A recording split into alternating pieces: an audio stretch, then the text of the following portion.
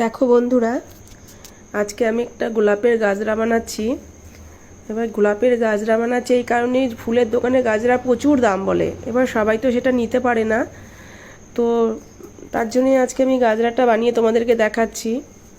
আর এরকম গাজরা যদি ধরো তোমাদের লাগে, তো সেক্ষেত্রে তোমরা নিজেরাও বানিয়ে নিতে পারবে, বা আমাকে যদি বলো যে দিদি তুমি বানিয়ে দিও, সেক্ষেত্রে আমার যে মেয়েরা থাকে ওরা বানিয়ে দেয়, ওদেরকে একটু চার্জেস দিলেই হয়, গোলাপ এনে দেবে, ওরা বানিয়ে দেবে।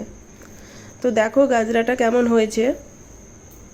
আর তোমরা এরকমভাবে গাজরা বানাতে পারবে। দেখো খুব সুন্দর সহজ পদ্ধতিতে আমি গাজরা বানানো দেখিয়ে দিলাম। গাজরাটা দেখো কেমন হয়েছে, দেখে একটু জানিও সবাই।